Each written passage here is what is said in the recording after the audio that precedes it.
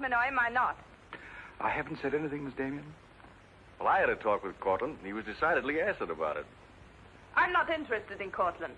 But if this magazine is going to submit to advertisers' blackmail, I'd like to know about it. Now, please, Miss Damien. If that's the policy, Mr. Kranich, you better get someone else to take my place. Please, Miss Damien, just a moment. Gentlemen, if you don't mind, I'll talk to you later. I thought I should bring this to your attention. You can't blame us for trying, Mr. No, of course not. No harm done, gentlemen.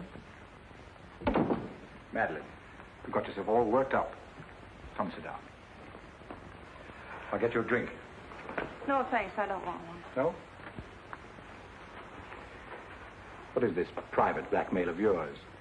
Threatening to quit in order to win an argument. Oh, I'd just as soon quit. I mean it. Now, tell me, what's happened? You're all wound up. What's bothering you? Oh, nothing's bothering me. You know I don't want you to quit. I won't go into my personal feelings, but you are the best art editor we've ever had. How's the insomnia? Oh, I found some new sleeping pills. Red ones this time. Red pills to put you to sleep. White pills to wake you up. Doesn't sound very sensible, my dear. What are you doing this evening? Dining with Freddie Fancher. Oh, Freddie again. Oh, I couldn't get out of it, Victor. We're using some of his drawings next month. But it'll be the last time, I promise. Madeline, you're a bundle of lies. A very lovely bundle. Beautifully tied together. I'm trying to be honest, but you won't believe me, will you? No, my dear. Because I don't really think you believe yourself.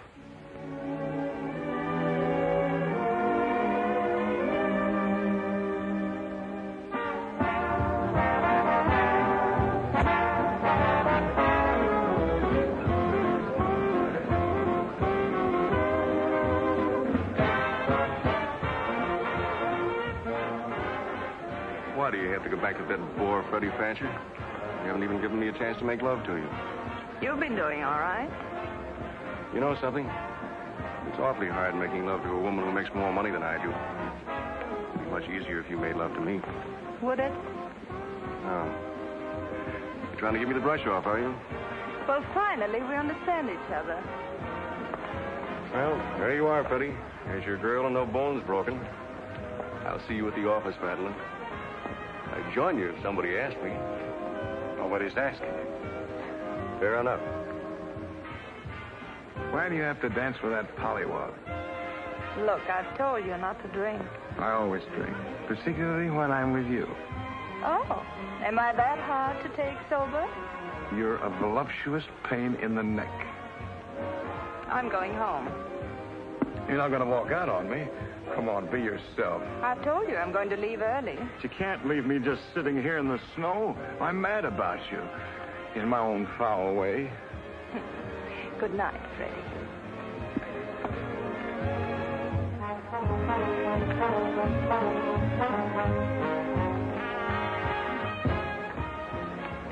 Any chance of getting a cab, Jim? I'll try, Miss Damien. Oh, Miss Damien, here's someone I know you're anxious to meet. Mr. Felix Cortland, one of our most prominent advertisers. How do you do, Miss Damien? How do you do? Mr. Garrett is the soul of tact, don't you think? He's just been telling me all about you. Oh, I hope he wasn't that blunt. Oh, you needn't worry. I always form my own conclusions. Can I give you a lift anywhere? My car's just outside. No, thank you. They're getting me a cab. Oh, I'm very sorry. I'm sorry, Miss Damien. There isn't a cab around. Oh, how long do you think it'll be? That's hard to say.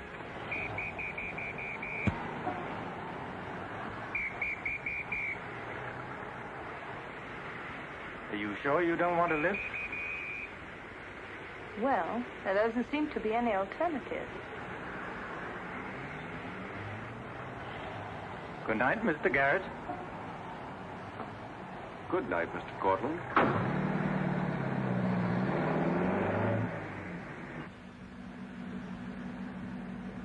I wasn't very polite, was I? Neither was Garrett, for that matter. Oh, he always enjoys uncomfortable situations. You still feel uncomfortable? No. Frankly, I don't. Good, nor do I. You know, you're not at all what I imagined. No? No. The big international jeweler. I happen to inherit a business that runs itself very nicely. As a matter of fact, you don't look like an art editor. More like a work of art. That layout on your jewels is still a wretched piece of copy. I can only admire your good taste. And I'm still not going to print it. I wouldn't try and persuade you for the world. Mr. Cortland, I think you're a very dangerous man. I only wish it were so. The truth is, I'm a very ordinary one.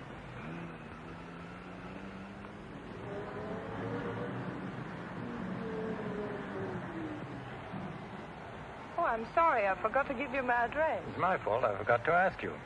Won't you come in for a minute? No, I don't think so. Oh, but you really must see those jewels you've been insulting. They're much handsomer than the photographs. I'll need you in about 15 minutes. But I said I wasn't coming in. Oh, yes, so you did.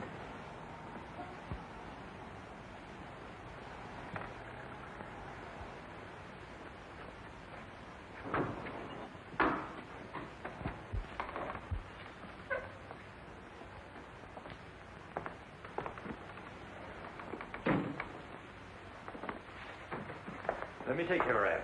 Well, I'm only going to stay a minute, you know. Of course.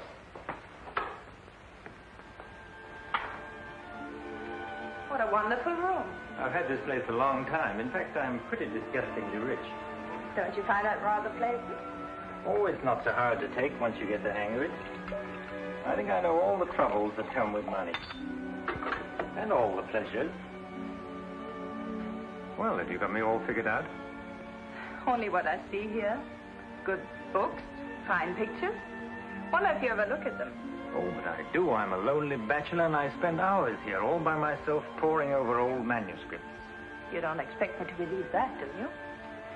Didn't my father paint that? Was Stephen Damien your father? Uh-huh. That's very interesting. Is it? I remember when he came here to paint that picture of my mother.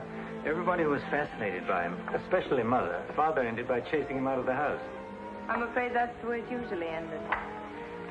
My father was very much in love with life. That's a Hungarian custom, isn't it? Mm-hmm. Not exclusively Hungarian. Weren't you going to show me your jewels? Oh, yes, of course. I'd quite forgotten. That's the reason we came in here, wasn't it?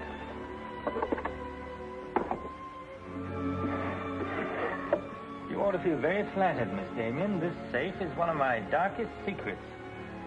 You really want to see those jewels? Not particularly. I can't tell a brilliant from a diamond. Not one person in 100 can. But then very few people are intelligent enough to admit it. Thank you. How about another drink? No, thanks.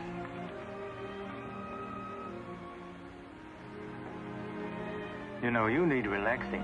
Lots of relaxing. I can hear your nerves snapping like rubber bands. I'm not nervous at all, see?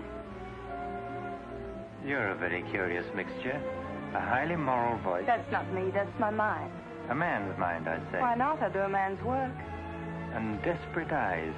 Eyes full of shadows. Insomnia does that. Does it?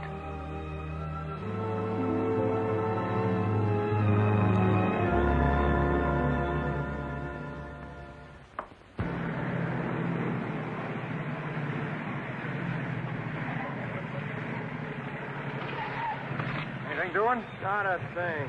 You know, it's getting me down eating in these hamburger joints. One thing you gotta learn, eat where the truck drivers eat. They know the right spot. Say, I saw a funny thing up the road just now. Good-looking dame sitting in a car all alone. Yeah, what was she doing? That's just it. She wasn't doing nothing, just sitting there. I got a rule about women. If they ain't breaking the law, let them alone.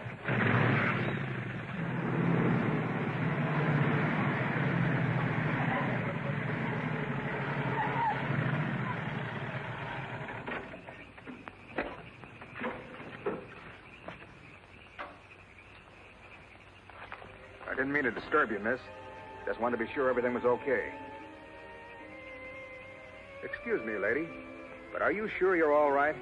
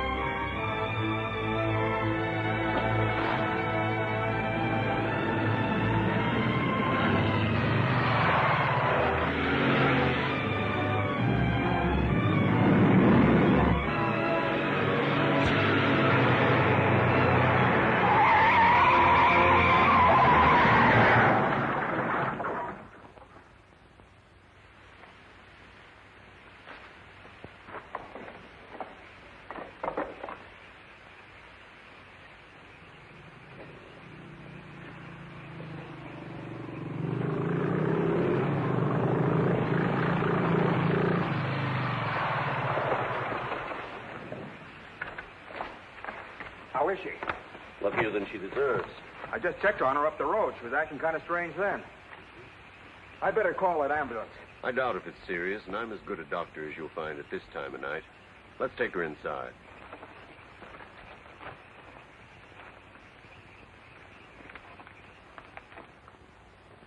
Well, no bones broken. Bruises, that's all. I think you better rest here for the night. I'm a little surprised. You're a beautiful young woman. You've been in an accident, and you haven't asked for a mirror. Perhaps that fits with the way you were driving tonight. Perhaps you find the idea of living not very attractive. Is that any of your business, Doctor? As a matter of fact, it is my business. I happen to be a psychiatrist.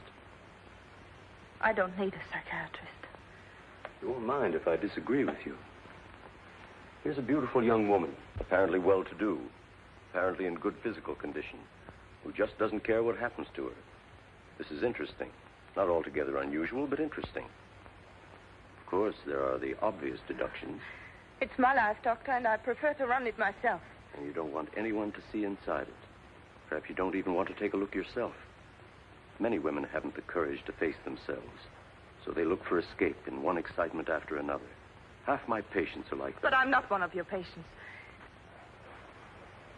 If you tell me how much I owe you, I'll be going back to town now. Very well. I'll drive you to the station.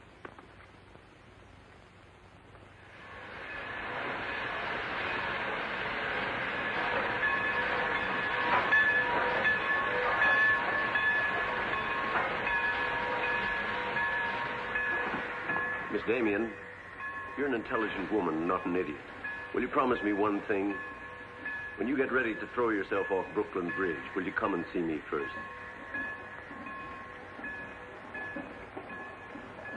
Goodbye, Doctor.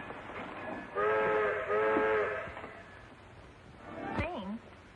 Miss Damien, I'll give you her secretary. Miss Damien's office? No, Mr. Cortland, she's not here yet. Shall I have her call you? Yes, Mr. Cortland. Where's Glamourpuss? She hasn't come in yet. Well, who sent these? Mr. Felix Cortland. Mr. Cortland. That's very interesting. She never misses, does she?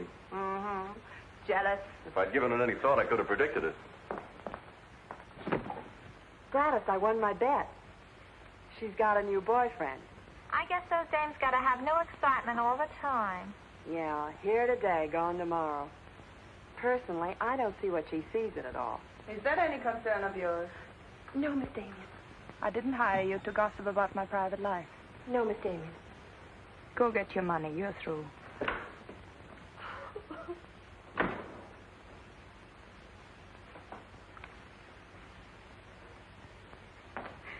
Damien, come in yet? What's the matter, sweetheart? Miss Damien fired me. Fired you? What for? He heard me talking about Mr. Cortland. Cortland, eh? Don't you worry, baby. I'll fix that. Understand you fired June. That's right. What's the idea? I don't like people to gossip about me. You don't, eh? No, I don't. Well, it's pretty late to be thinking about a thing like that, and so rotten quick to take it out on your secretary. Get out of here. You don't think your life is a secret, do you? Boys were betting 8-5 this morning that the Cortland layout would be in the next issue. You're disgusting. Madeline, why don't you get wise to yourself? Everybody else is. One romance after another. That's your whole life, and you adore it. Get out. You try to dress it up with pretty words, but you don't fool anybody. They know what you are, and you'll never change. Get out! You don't care because it's too much fun.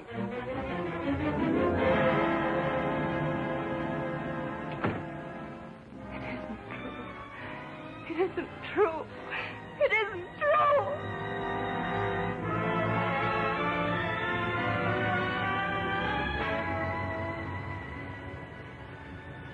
I'm a little surprised.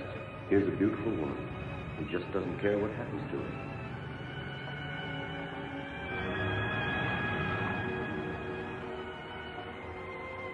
Many women haven't the courage to face themselves, so they look for escape in one excitement after another.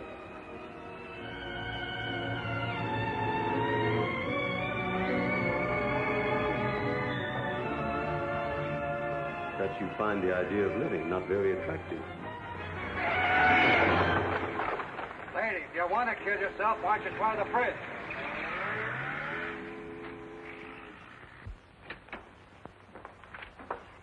I'm glad I was right. An intelligent woman, not an idiot. Sit down. That's it. Now, if you feel like talking, just go ahead and talk. You're afraid, aren't you? Well, it's our job to find out why. To explore the shadows and throw light on what we find there. Then you'll be able to see yourself clearly and face yourself honestly. When you can do that, you won't be afraid anymore.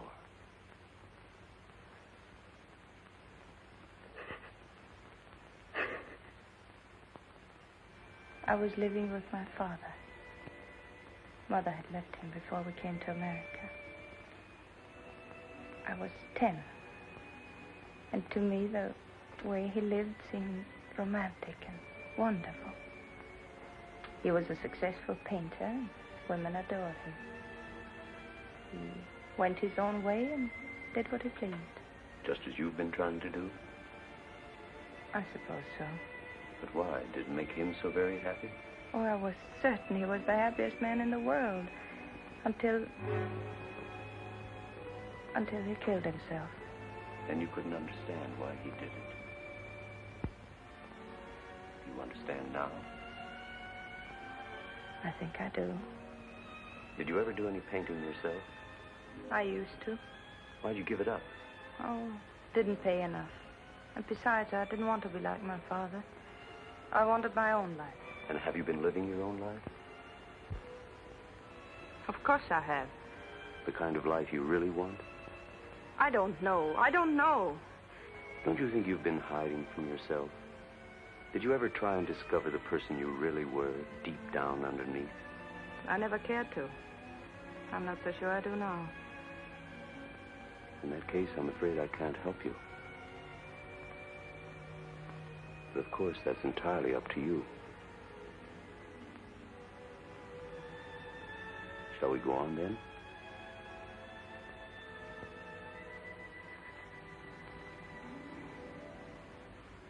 I was doing what I wanted to do. Paying my own way and making my own rules. And nobody was hurt. Nobody but yourself. And it didn't really make you happy, did it?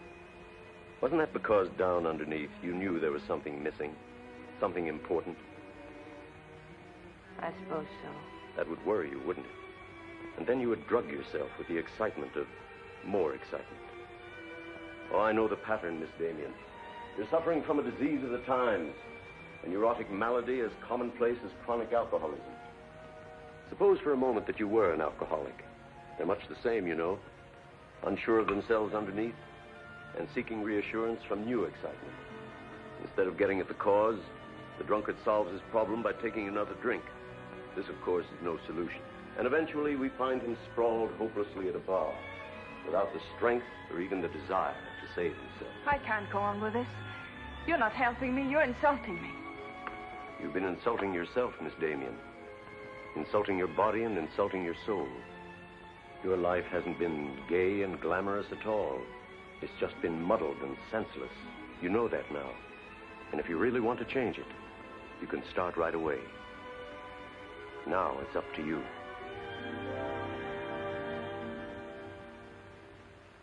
You can have my apartment, Ethel. The rent's paid till the end of the month. Darling, I feel like a vulture wheeling over your head. I'm not in, whoever it is. Miss Damien's office. No, she still hasn't come in, Mr. Cortland. Well, I don't know exactly. Later in the day, Did he hang up? Yes. Good. Let me call him back, darling. You may be sorry later. Everything in this file returned without comment. This I would ask to see more of their work, and these you may be able to use. But you haven't given me your new address. I'm not giving it to anyone. Hello, Madeline. Beautiful, would you mind popping out for a minute? That's just 60 seconds. You better talk fast. Madeline, I'm on a jam. I've got to raise some money. I need about $5,000. What do you expect me to do about it? Well, I thought you might talk to Cortland. I'm sure he'd let you have it if you ask him nicely. You're really quite a rat, aren't you? Look, Madeline, I'm in debt up to here. I only make $100 a week, and you know I can't live on that. $5,000 doesn't mean a thing to Cortland. You better get out of here before I lose my temper. You're forcing me to say things that I don't want to say, but if you're going to act cold and virtuous about it, you'll hear them. Suppose I tell Cranish. Tell him what? About Cortland. You know, you've got a very nice job here, but you won't have it very long if I tell Cranish. I don't want to tell him, but... What's so funny? As a blackmailer, you are pitiful. Go on, tell him. Tell him what a rat I am, and you are, and he is. Go on, use my phone if you want, and my desk, and my office. I'm through with all of them.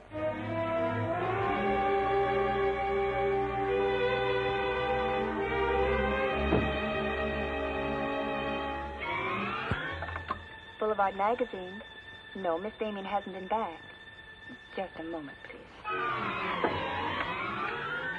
I'm sorry, she doesn't work here anymore. You might try at her home. Waldorf Apartments. Waldorf Apartments? Miss Damien? Oh, no, she gave up her apartment. Why don't you try the post office? Dahlgren? Dalton? Dalton? Damien. Care Richard Caleb, 137 West 50th Street. Well, I've nothing to tell you except that Miss Damien has taken my advice as a doctor. She'd been living in an area of infection, and she's removed herself from it. I take it you consider me part of the general contamination. Now, you've come here for information, not diagnosis. I usually charge a fee for insulting people. I'm willing to pay for data of any kind. Yes, I gathered that. But I've nothing for sale. I suppose you're being very ethical, but I'd like to talk to Madeline. In your presence, if you wish. Miss Damien is living under a different name in a different world. She told me to tell you, if you inquired, that she was busy growing a new soul. Now, would you please keep off the grass? Goodbye, Mr. Cortland. Bye, Doctor. Doesn't it ever worry you, playing the Almighty in this fashion? Not particularly. I'm used to it.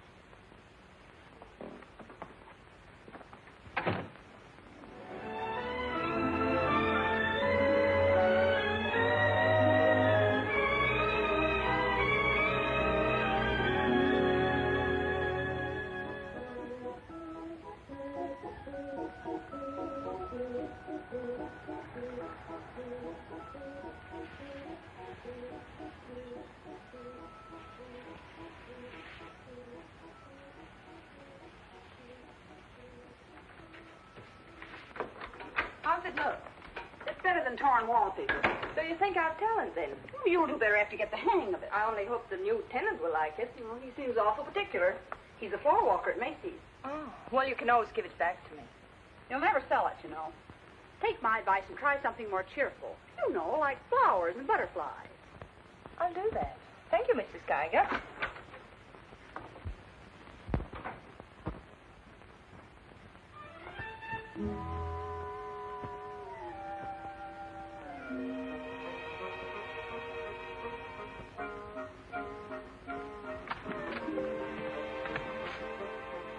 Thanks. You saved my life. Is this yours? Yes.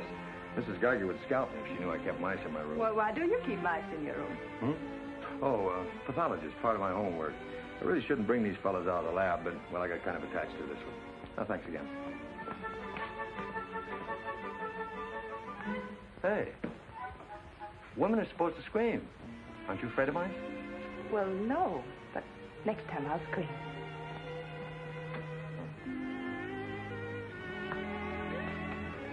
Good afternoon, Miss Green. Hello, how's the work going? Oh, all right.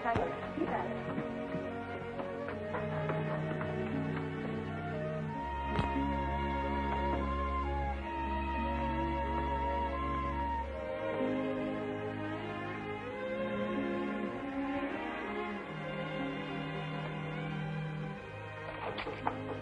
Come in. Hello. Hello. Say, you're an artist, aren't you? Well, I don't know. Oh, Mrs. Geiger said yesterday that you were. She's an authority if I ever saw one. I was wondering, could you do a job for me? Want your portrait painted? For me? Oh, no. No, nothing like that. I'm doing some research, and it has to be illustrated. Oh, what do you want me to draw? Nothing fancy, just blood cells and things. Sounds fascinating. Oh, it is, really. You see, it's a lot like... Oh, no, you'd be surprised. It really is fascinating once you get in it. Of course, I'm on a fellowship, and I couldn't pay you very much. Matter of fact, I I couldn't pay anything till the first of the month. That'll be all right. Oh, fine. Swell. It's all settled then. I'll see you at my place about 6 o'clock. Oh, but couldn't I? Oh, sure you can. I just live downstairs. You know, the mousetrap. Oh, by the way, my name is Cousins. Mine is Dixon. Very glad to know you, Miss Dixon.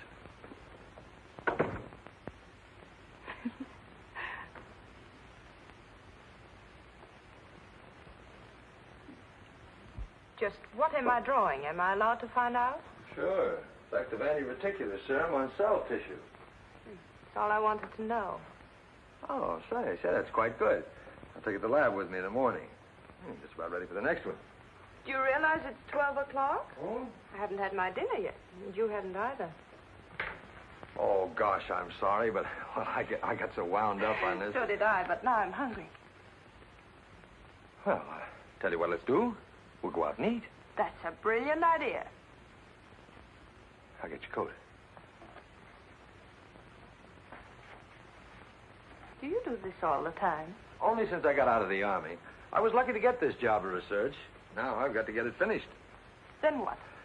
Oh, then I go back to Oregon and become the usual respectable small-town doctor. No mice? No. No mice. Head colds and belly aches. $5 a visit. Maybe you'll like it. You'll get some rest. Oh, I'll get plenty of rest, all right, but I don't think I'll like it. You folks going out this time of night? That's right. We're meeting a few friends at the Busy Bee cafeteria. We don't want to miss the floor show. We'll have to hurry. See that he eats. He hasn't got any more sense than a goose. I'll feed him with a spoon. Got onto it first up in a little town in Germany while I was still in the Army. I met a couple of Russian medical officers who were working on anti-reticular, and well, they were pretty steamed up about it. Pie, sir? No, thanks. We got together the first night over a bottle of vodka. I remember the town was still burning. Well, maybe it was the vodka, but anyhow, we got to talking about anti-reticular, and, well, I guess I got pretty excited. You mean you speak Russian? Over a bottle of vodka, anybody speaks Russian. Care for some coffee? No, thanks. I've milk. Oh, one, please.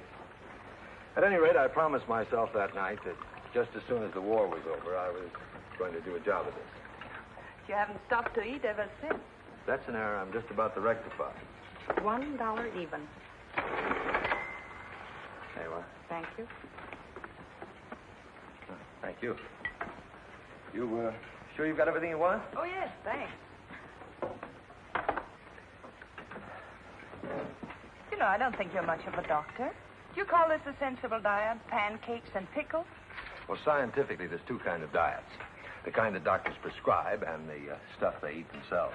Oh, but you're always in such a rush. You can't make scientific discoveries that way. Sure you can. Take Banning. He saw some flies nibbling at a piece of pancreas. Figured out that there must be sugar in it, and 1 minute he had the idea for insulin.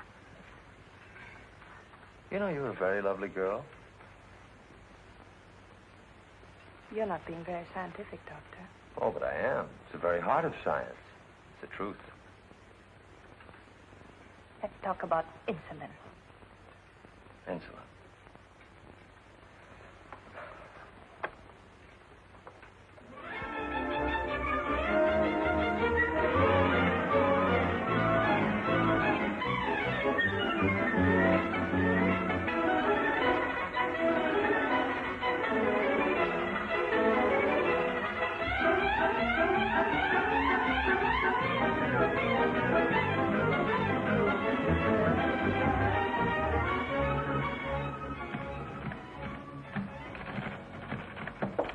Come in. Hello. Hello. Say, did you buy these new manuscript covers? Yes, are they all right? Oh, sure, they're fine. How much they cost? Oh, nothing at all. Something like 20 cents. Oh, nothing at all, huh? You know you can buy a pair of good mice for 20 cents? David, I have some wonderful news. I just sold a picture. No fooling. Who bought it? The floor walker downstairs. He said it's almost as good as a photograph. Well, the man has great taste. Oh, I think it's wonderful. I'm proud of you. And I'm a little proud of myself, too. David Cousins on anti-reticular.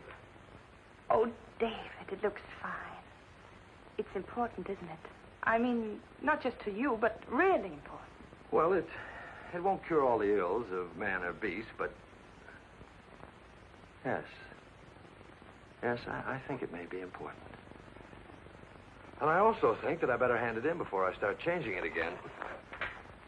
Like to come along? Oh, could I? Well, sure. Why not? I think you've been drawing blood cells long enough. It's time now for you to meet one of them face to face.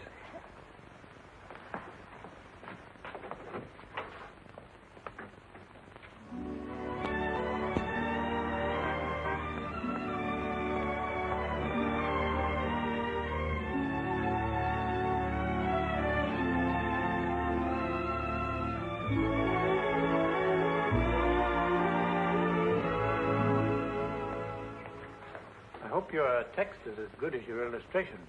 I hope so, too, sir.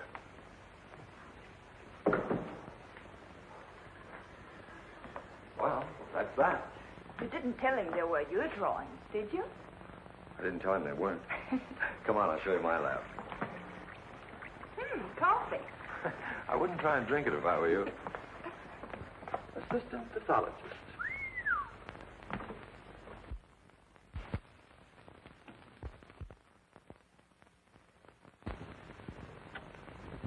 Well, this is me.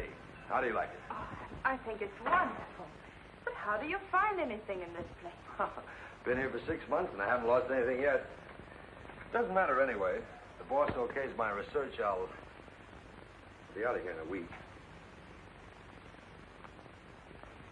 Back to Oregon? Yes, back to Oregon.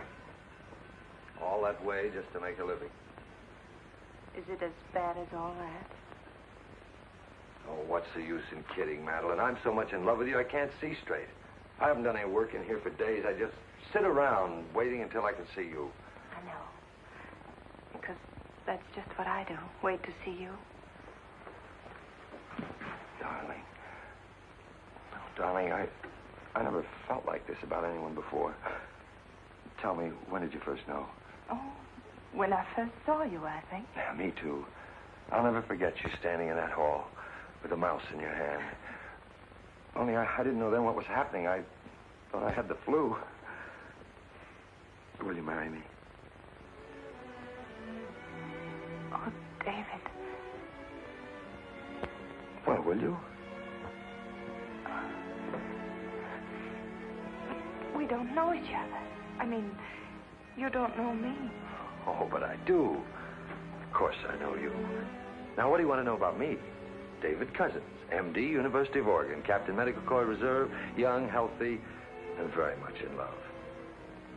Will you marry me?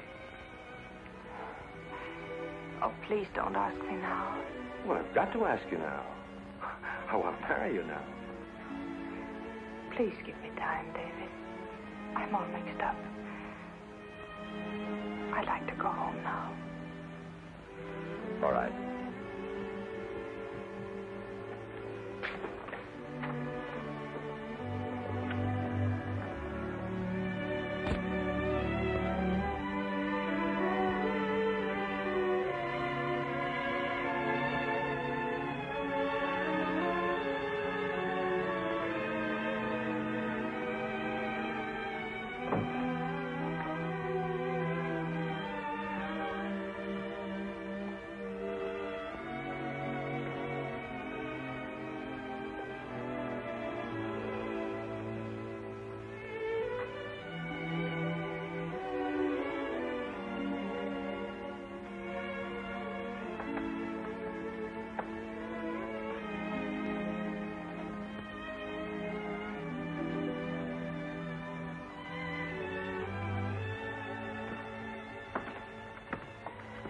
Madeline,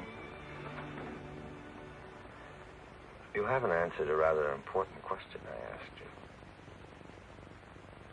I can't say no, because I wouldn't mean it.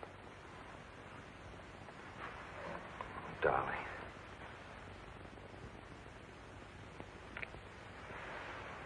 David, I do love you.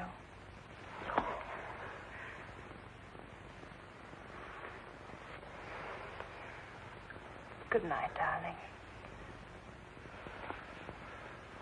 Good night.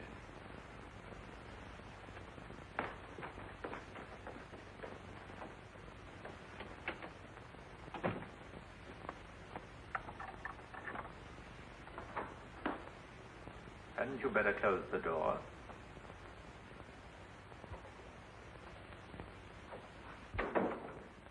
A gentleman I hired provided me with your new address and the proper keys. Suppose someone had seen you. You wouldn't have cared, would you? I didn't think it mattered. You see, I expected to find you wretched and lonely, grappling with your complexes. Rather naive of me. Will you please go? Of course I'll go. But before I do, wouldn't you like to tell me about him? Why? I'm in love. Now, laugh if you want. I don't feel like laughing. I've always wondered if it were possible for people like you and me. And you think you've really got it. Love eternal, the fireside, the slippers, the whole thing? Yes, the whole thing. I'm very glad for you. And I think I'm a little sad for myself. You haven't told him, have you? Told him what? Well, about me, for instance. Why should I tell him? You're absolutely right. You shouldn't. Men prefer to keep their illusions, don't they? Please go. If you ever need me, you'll let me know, won't you? And don't call the past too many names.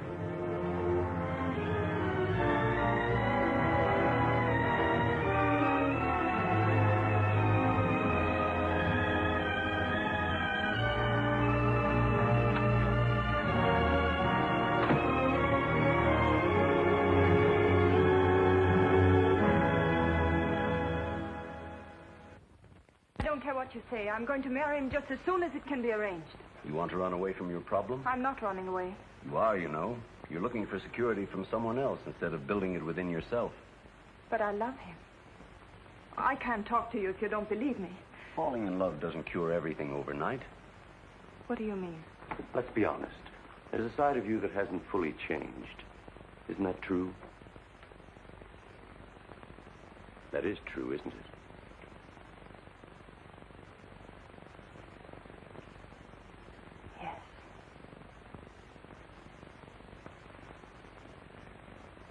Have you still not told David about yourself? I couldn't tell him. You let him fall in love with an illusion, with someone who doesn't exist. I could never tell him. He might stop loving me. Isn't that a risk you'll have to take? You're being very careless about it. You can't build a lifetime relationship on a lie. If you're really in love, you'll tell him. With the others, it was different. But if you love him... Will you please stop saying if? How many times must I tell you I love him? But real love is a sharing. If you're strong enough to face this yourself, you're strong enough to face it with David. I can't do it. I can't risk the only happiness I've ever had. That's up to you, Miss Damien.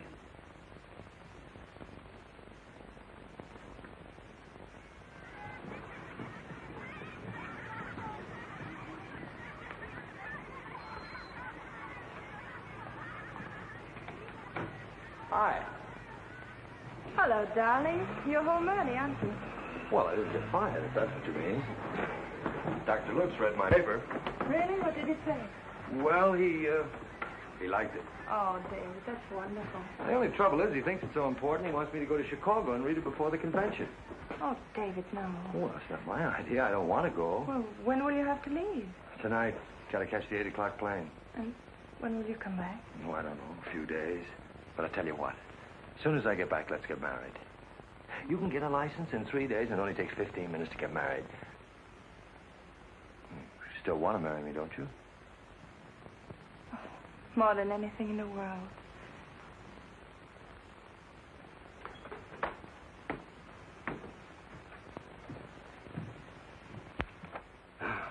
You know, I'm going to feel kind of silly at that convention. Of course, it's a great honor and all that, but you realize that I'll be talking before some of the biggest men in the field? What's the matter, darling?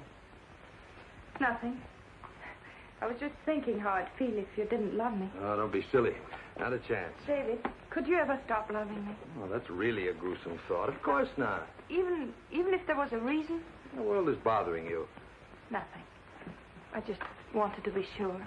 Sure about what? That you loved me and not an illusion you built up about me. Scientists can't believe in illusions. I believe in you. You're the best thing that's ever happened to me. 4 shirts. I wonder if that'll be enough. Come to think of it, it'll have to be. That's all I've got. Socks? Well, that just about does it. Madeline, was there something special on your mind? Something that you wanted to tell me? Just that I love you, that's all.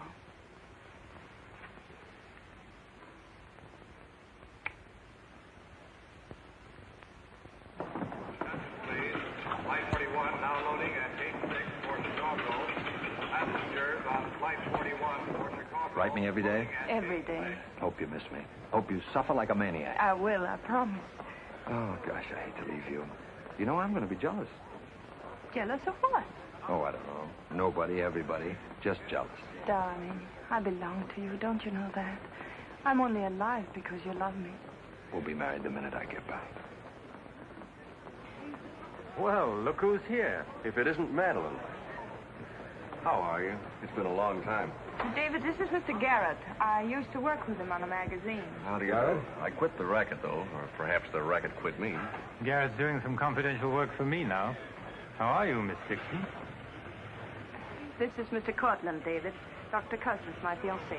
You're a very lucky man, Doctor. I think so. Well, goodbye, Miss Dixon. My congratulations to you both. Oh, thank you. Good night. Good night. I don't believe a minute of it, do you? Garrett, you're a very cynical man. You don't believe in true love. You don't think Madeline does either, do you? I don't know, but I've always been fascinated by miracles.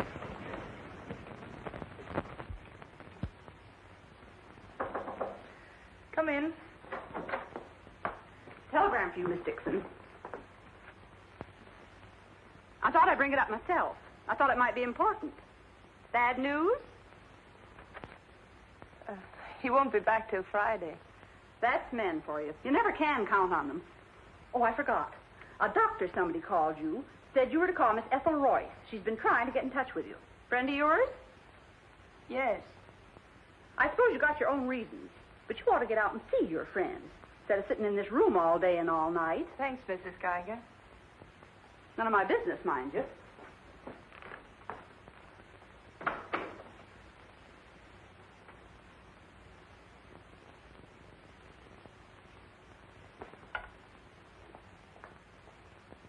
Ethel, this is Madeline. Madeline. Darling, but this is really a voice from the dead. I pestered that doctor of yours for hours. I just have to talk to you. Well, what about? Well, you remember that art supplement, the one you started? Well, I do need your help, dear. I'm in an awful mess. Sorry, dear. I'll never come into that office again as long as I live. Oh, but I wouldn't ask you to do that. Just meet me somewhere. It'll only take an hour, I promise. Well, if it's just the two of us. All right. I'll be there at 5. Oh, so relieved. We were really desperate. Wonderful. I'm just dying to see you. Bye, dear. She'll do it. Good. Wonderful thing, professional pride. It never dies. How'd you sound? Awful. What do you expect? Too bad. Victor, I don't want you to be there. Wouldn't think of spoiling your reunion, my dear. I don't trust Madeline, doctor or no doctor. Nor you either, my sweet.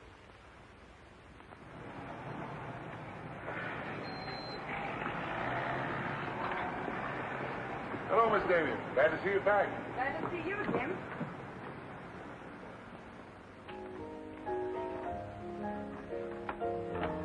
Hello, Luigi. Is Miss Royce here? She just came in, Miss Damien. We missed you, Miss Damien. Have you been away? No, but it's nice to be back just the same. Hello, Ethel. Darling, you look wonderful. A little pale, but so interesting. You know, I can't stay very long. I understand, dear. We'll get right to work. The usual, Miss Damien? Well, I don't know, Carl. You'd better. Wait till you see the mess I'm in with the supplement. All right, Carl. Darling, I'm just dying to hear what you've been up to. You must tell me everything. But there's nothing to tell. Come on, let's go to work.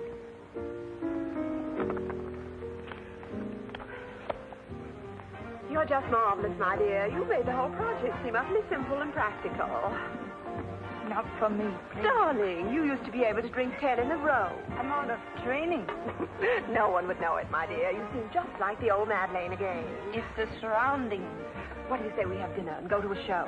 No, really, I've got to stagger home. Madeline, my dear, this is a surprise. Victor, hello. What good fortune running into you like this? Do you mind? Don't let us fool you, Madeline. You heard me making the date with you. It's true, but I'll deny it. Frankly, I wanted to have a look at you. You look very dashing for a hermit. Thank you. We've all missed you desperately, haven't we, Ethel? As though our little hearts would break. What about a drink with your old boss? I had enough. 3 of whatever it is. I've got all the data we need on the supplement. Good. What about the data on Madeline? No data. Now, if you'll excuse me, I You really can't had- go now. Look who you'll run into.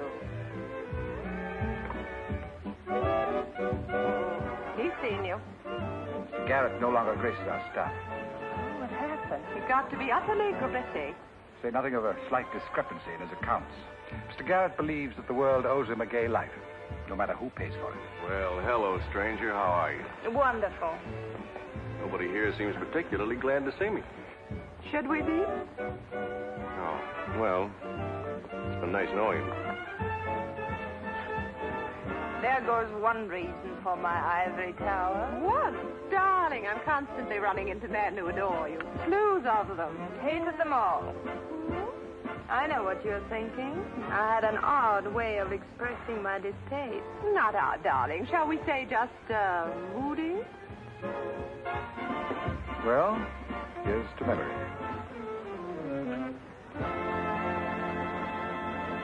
May I speak to Mr. Cortland, please? Just a moment, sir.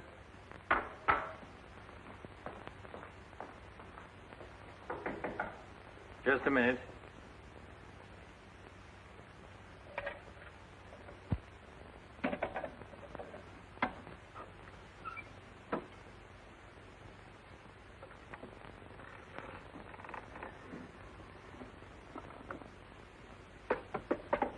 Come in. Mr. Garrett on the phone, sir. All right. Hello, Garrett. I have some interesting news. Do you know who's here? Madeline. How considerate of you to call. By the way, I've just been through the stones in my safe, and one's missing. The stone's not terribly important, but you're the only person who knows about my safe, and the fact is you did have my keys for quite a while yesterday. What are you getting at? Only that I don't like thieves. But you're being ridiculous. Let me come over and talk about it. There's nothing to talk about. I'm taking it up with the police. But, Cortland, you can't do that.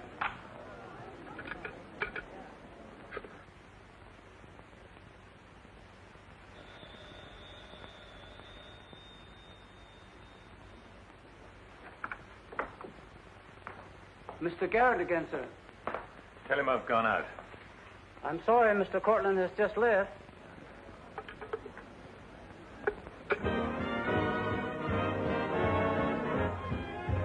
Are you all right, darling? Of course I am. You're not going to disappear again. Oh, yes. Back to my treetop. It's raining. Let me drive you home. Oh, no. Ethel wouldn't approve. Good luck, my dear, in your treetop. Bye, darling. Well, Let's face it, she's a changed woman. she'll never change, darling. She's just got herself a new set of words, that's all.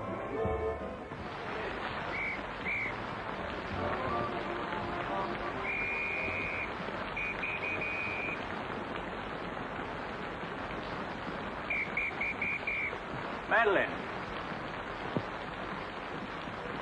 Hop in. No, thanks. I'm waiting for a cab. Don't be silly. There are no cabs. You get drenched. Please.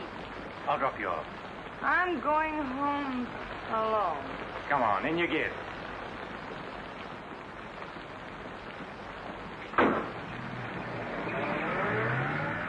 I hope you didn't get too wet. Your concern is touching, Quite a coincidence finding you in the rain. is it? I can't lie to you, especially when there's no point to it. I was informed you were playing hooky. You're detestable. I'm really not detestable at all. I happen to be very fond of beauty, which shouldn't be a crime in your eyes. Please, no debates. I'm a little dizzy. A good dinner will soon take care of that. Why do you always hound me? You know I despise you and everything you stand for. There's always a chance I may be able to improve your opinion and your manners. I'm sleepy. You know you're very lovely. Please don't bother. I'm not listening.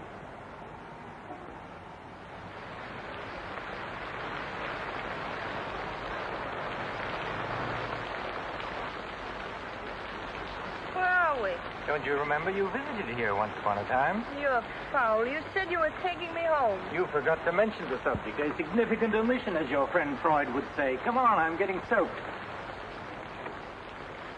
Just launch you. I'm going home. Right after dinner. Think how wonderful you'll feel when you slap my face.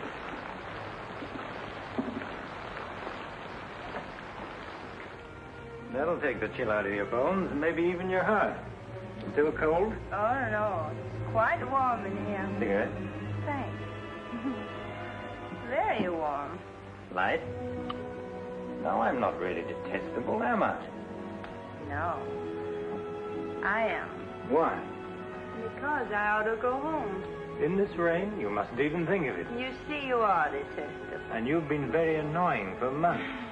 Madeleine, we belong together. You know that. No, I don't know that. Of course you do. We feel the same way about life. You're not making sense, Mr. Cortland. Why make sense? Doesn't this make more sense than talking and lying? No sense at all. Then what would you call it, darling? Stupid. Madeleine, you're wonderful. Stupid. You're sweeter than ever. I'd better see who it is.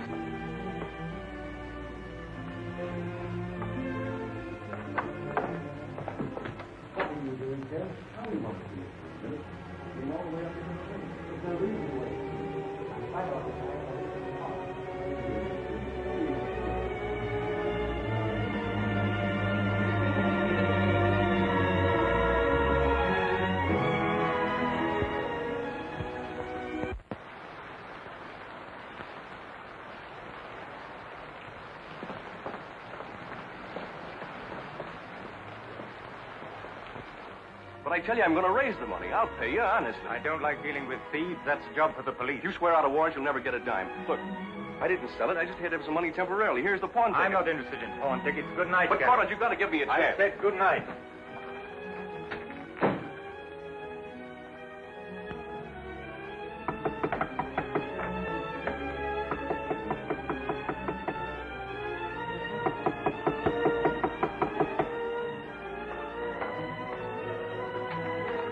You've got to let me talk to you. Let me explain this. You stupid fool. I'll have the stone back. I'll get it to you. I promise I will. All I need is a little more time, just a couple of weeks. What are you doing? Phoning the police. You can't do that. I'm not going to let you ruin me.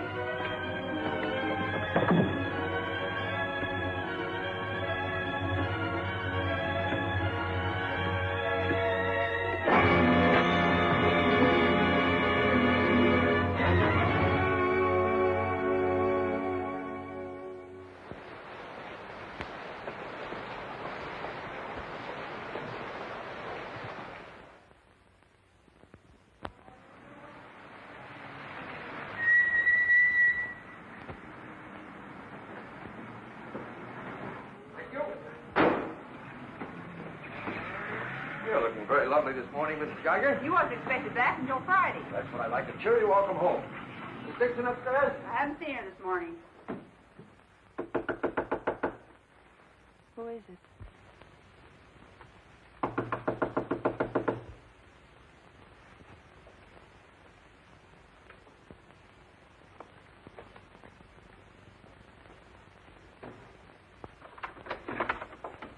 Hi.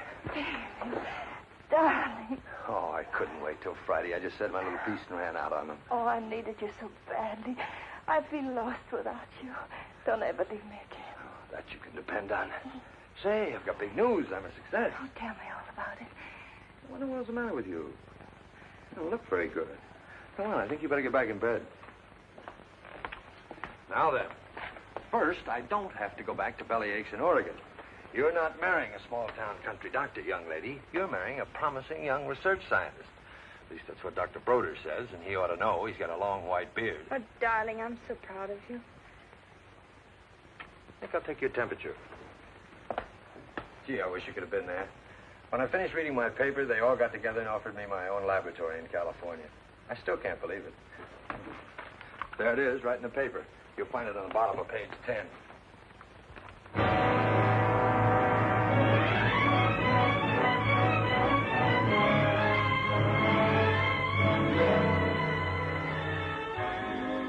He makes you feel that you're really important. You know what he said to... Well, Madeline, what's the matter? David. Oh, darling, you're cold as ice. You've got a chill. You stay right here. I'll be back in a minute. Oh, don't go. Don't leave me. I'll only be a second. I want to get a hot water bottle and some more blankets.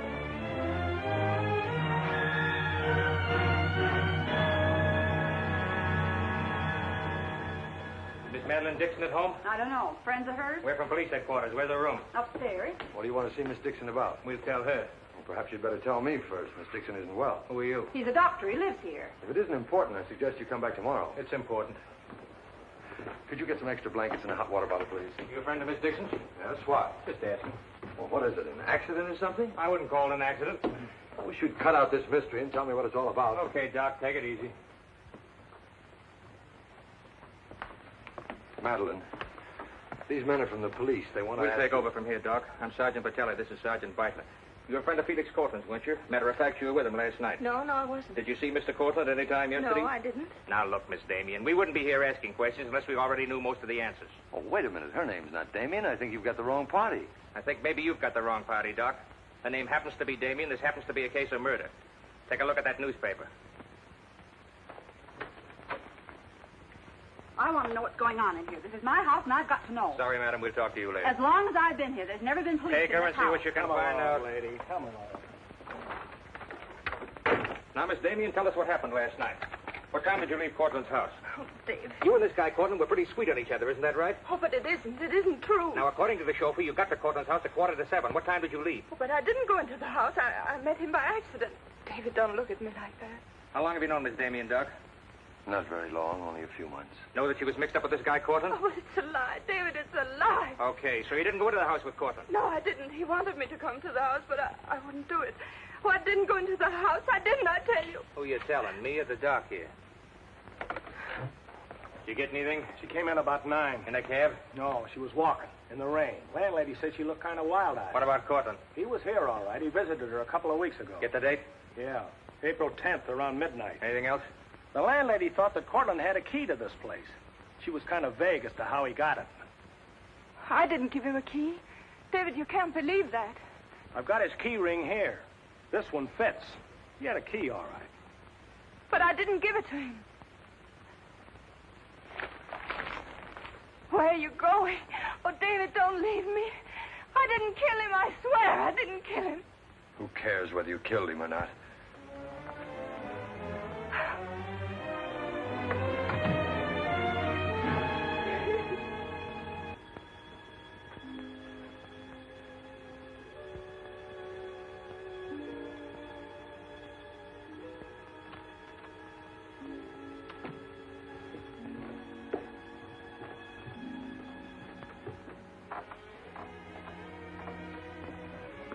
Could I see him for just a minute?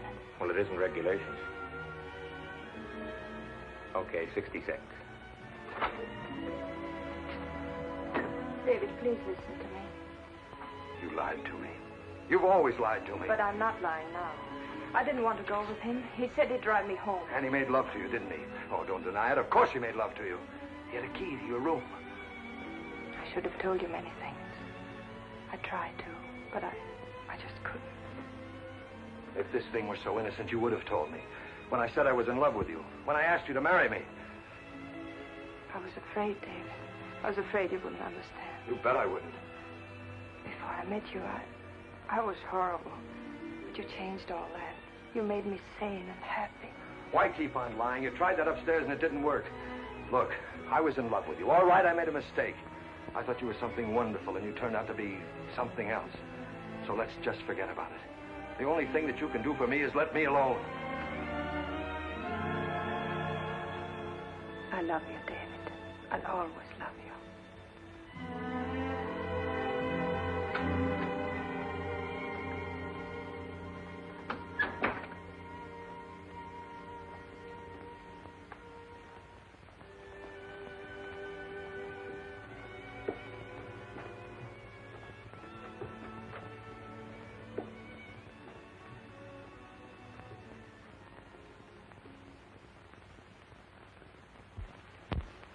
And so, ladies and gentlemen of the jury, the prosecution will prove beyond a shadow of a doubt that Madeline Damien is guilty of the premeditated murder of Felix Cortland. We will prove that she was in his apartment the night he was murdered. We will prove that her fingerprints are on the table lighter with which he was murdered. And we will prove further that she had a motive for the murder. For after all, this is a very simple story. To one man, Dr. Cousins, she was a pure and noble woman. To the other, Felix Cortland, an irresponsible light of love. Too self-indulgent to be faithful to the man she wanted to marry. Too weak and lacking in character to break with Cortland. Her twisted soul was bent on a heartless deceit. To make one man believe what all others knew to be a lie. And when Cortland threatened to expose her, she went to his apartment to plead with him in the only way she knew. She embraced him. She made love to him. And when, in spite of that, he threatened to expose the lie that she was living, she silenced him forever. Ladies and gentlemen of the jury, the state asks you to find Madeleine Damien guilty. Guilty of murder in the first degree. On the night Mr. Cortland called on the defendant, did you let him into her apartment? I certainly did not. How did he get in then? He must have had a key of his own. The key of his own? Where was the defendant when he arrived? Out with the doctor, I suppose, pulling the wool over his eyes.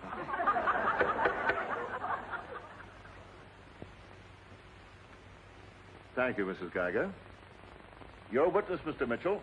You've got to let me cross-examine her. No questions. Miss Damien, I can't defend you properly if you won't let me. You've got to put up a fight. Fight? What for? And now, Mr. Garrett, just what was the nature of the work you did for Mr. Cortland? Well, most of it was personal. Confidential secretary, I suppose you'd call it.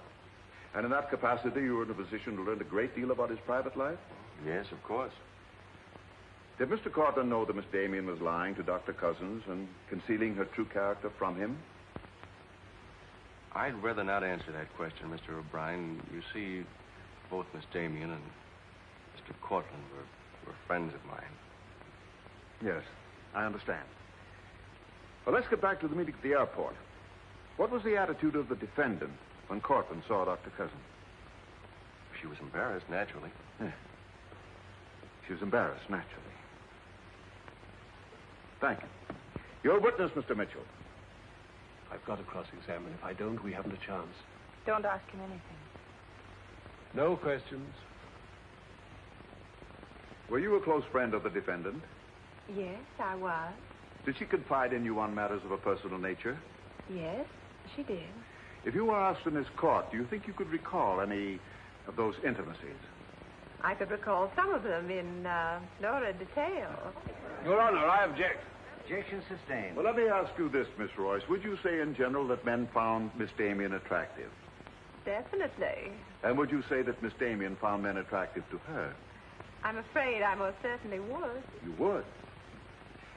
What were the relations between Miss Damien and her former employer, Mr. Cranish? They were friendly. In your opinion, was there anything more than friendly? I object, Your Honor. The question calls for the conclusion of the witness and is prejudicial. Objection sustained. Dr. Cousins, I'm Dr. Caleb. Miss Damien's a patient of mine. I don't happen to think she's guilty of murder, do you? No, I don't. She may be guilty of other things, but in there she's being tried for murder. And she won't even defend herself. She's got a pretty good lawyer, hasn't she? She needs your help, Doctor. In her own mind, she's not on trial for murder. She's on trial for those other things. And it's not the judge who's trying that case, it's you. I don't want to be rude, Doctor, but I don't think you know what you're talking about. I'm sorry to disagree. You see, I've been treating Miss Damien for some time. I happen to be her psychiatrist. Dr. Caleb. I'm sorry to have bothered you, Doctor.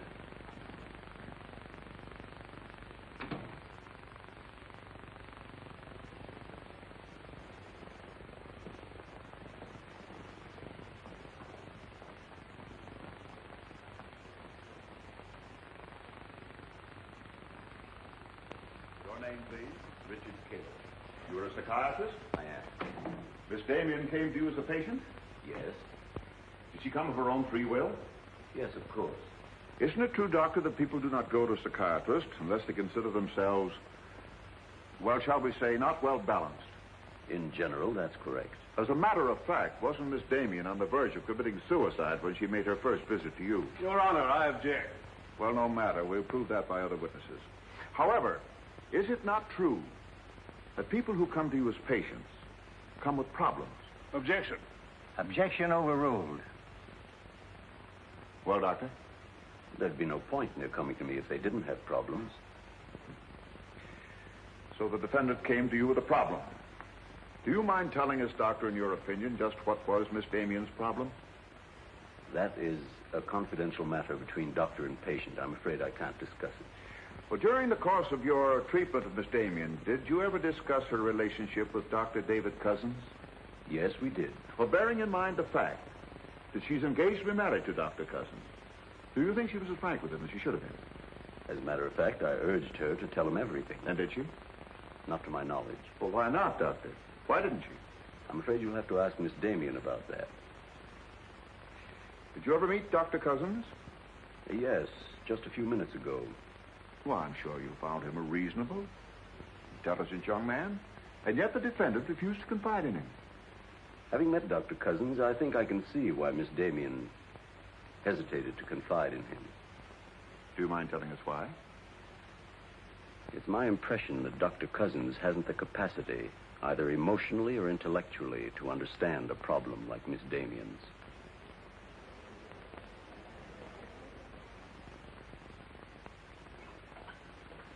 How's the trial going, Doctor? Not very well, I'm afraid. There's a Dr. Cousins in your office. Oh? He said you weren't expecting him. As a matter of fact, I was expecting him. Hello, Doctor. Sit down, relax. Tell me, is this a professional or a social call? Dr. Caleb, you said some pretty rough things about me this afternoon. Yes, I did, didn't I? I think I'm entitled to an explanation. So do I. As a matter of fact, I'm very glad you came over. I wanted to talk to you about Miss Damien. I'm not interested in Miss Damien. I'm glad to see you're still in love with her. And I'm not in love with her. All the better. Then we can approach the subject of Miss Damien as one scientist to another. You see, I'm interested in Miss Damien because she's a patient of mine. I believe I was well on the way to solving her problem. It would be most distressing to me if she were to die now for a crime she didn't commit. It would be as though you had lost one of your white mice, one that you had just inoculated. What's all this got to do with me? Only this, that when you testify tomorrow, you'll be asked to tell the truth. The whole truth. The whole truth about a human soul is a complicated proposition. Now, I'm not going to tell you anything about Miss Damien that you haven't already heard. But isn't it possible that you've picked up a few stray facts and added them up to a conclusion that's entirely wrong?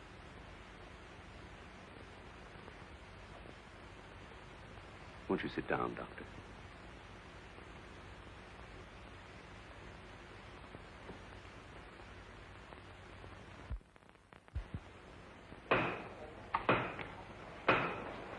Hear ye, hear ye, hear ye. The court is now in session. Call your next witness, Mr. O'Brien. Dr. Cousins, please. This'll be their last witness. You've got to let me put you on the stand. I tell you quite frankly, Miss Damien, if you won't testify, you haven't got a chance. Raise your right hand. You solemnly swear to tell the truth and the whole truth, nothing but the truth, so help you God? I do. Please be seated. Your name, please. David Cousins. Under what name did you know the defendant? Madeline Dixon. Did she ever tell you her true name? No, sir. Did she ever lie to you about her identity? Yes, sir. How long did she continue to lie to you? Till the morning the police came. Did she ever tell you about her relations with Cortland? No, she didn't. You proposed marriage to the defendant and she accepted you? Yes, sir. And still she didn't tell you about Cortland? No, sir. When did you first know of the true relationship between them? Same morning, the morning the police came. Oh, I see.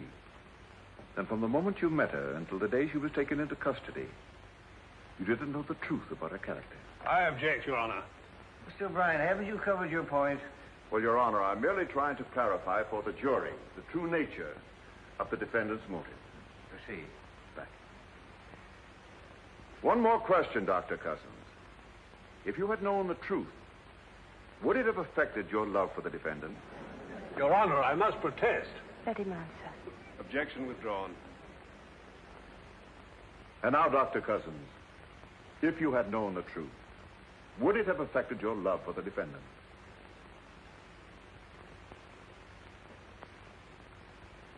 I was in love with Miss Damien then, and I'm in love with her now. Your witness, Mitchell. No questions.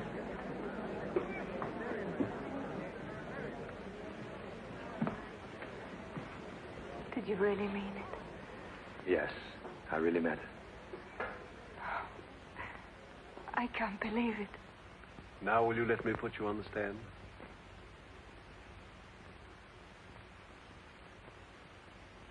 You admit you went to Cortland's apartment that night? Yes. He made love to you? Yes. Did you have any conversations about Dr. Cousins? No. Positive? Yes, I am. But tell me, Miss Damien, were you in love with Felix Cortland? No, I wasn't. Were you in love with Dr. Cousins? Yes. Oh. But you went to Cortland's apartment nevertheless. Yes, I told you that. You were in love with one man, yet you chose to visit the apartment of a man you didn't love. Did you go of your own free will? Yes. Mr. Cortland didn't force you or threaten you? No. Then why did you visit him? I don't know. I made a mistake. You made a mistake.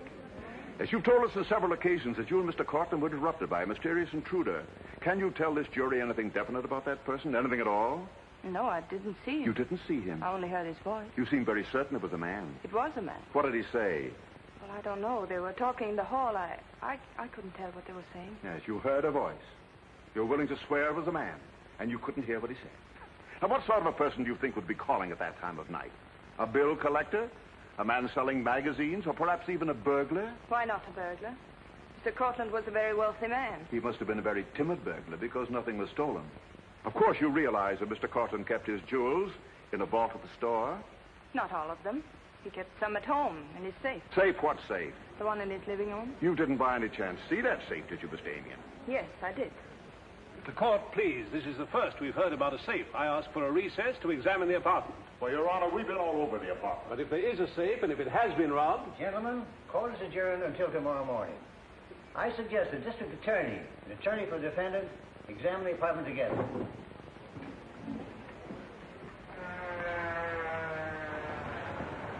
What about this safe, Mr. O'Brien? What safe? How about some pictures on the inside, Mr. O'Brien? You boys better wait outside. I may have a statement for you when I come out. Mr. O'Brien. Huh? Mind if I tag along? I don't know why you're sure. The fine witness you turned out to be. Couldn't help that, sir.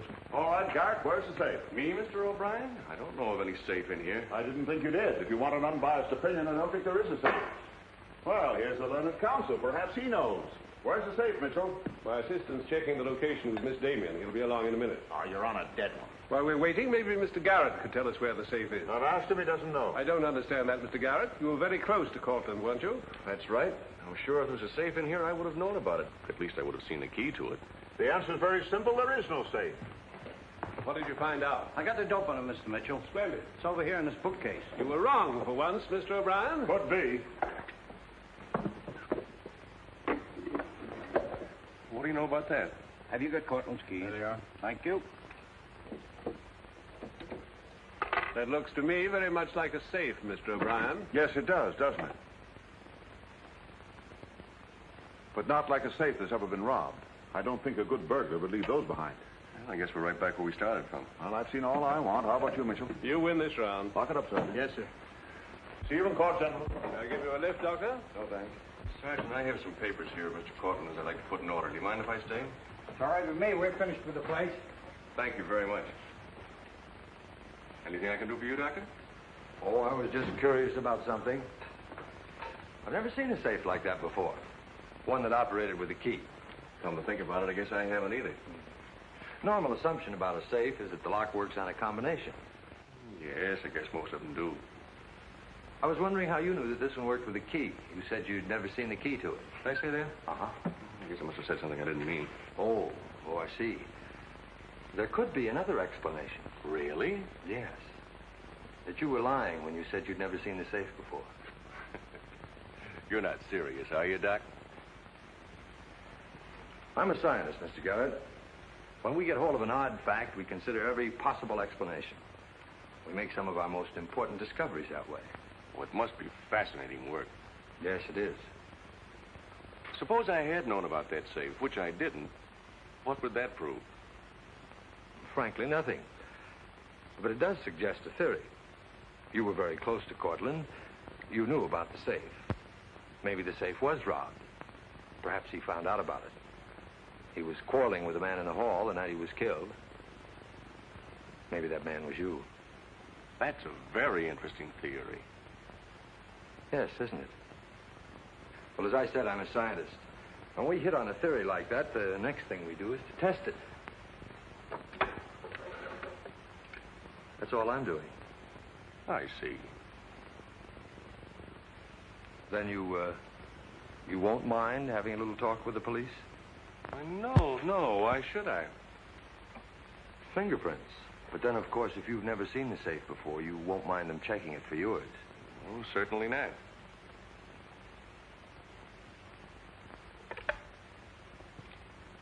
The number is Spring 73100.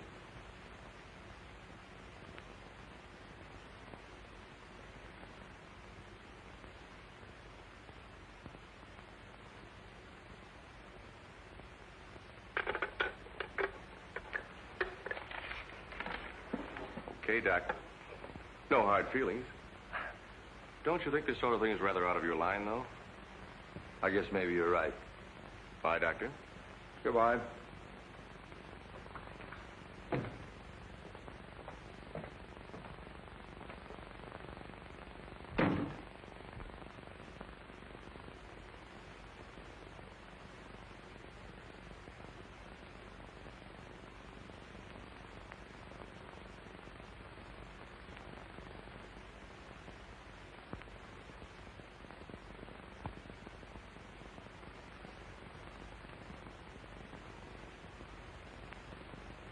Spring 73100, wasn't it, Mr. Garrett?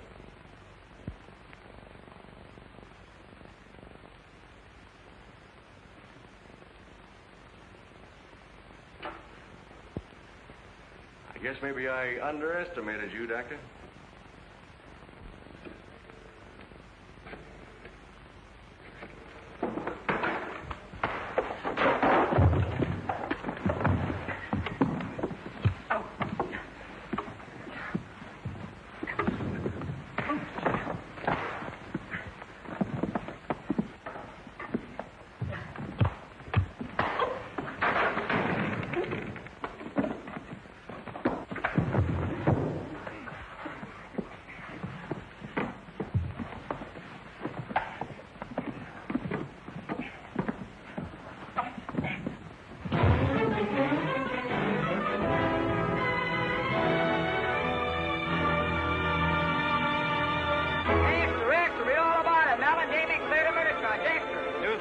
From the Associated Press newsroom. Bulletin.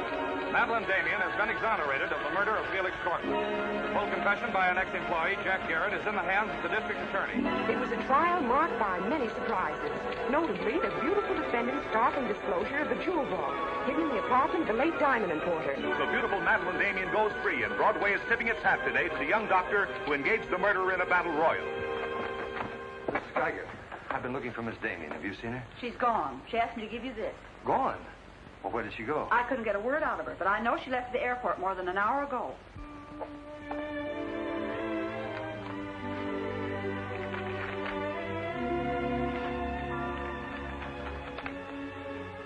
David, dear, I can still hear your voice in that courtroom, and I'll never forget what you said. You did much more than save my life. You made my life worth saving. I can't bear to tell you how much I love you and want to marry you. But right now, that wouldn't be fair. I'm going away for a while. I want to be terribly sure, after all this, that I can really be the kind of person you once thought I was. Maybe after a while that will be possible. And then, when we're both sure, David, please ask me again. Goodbye, my darling.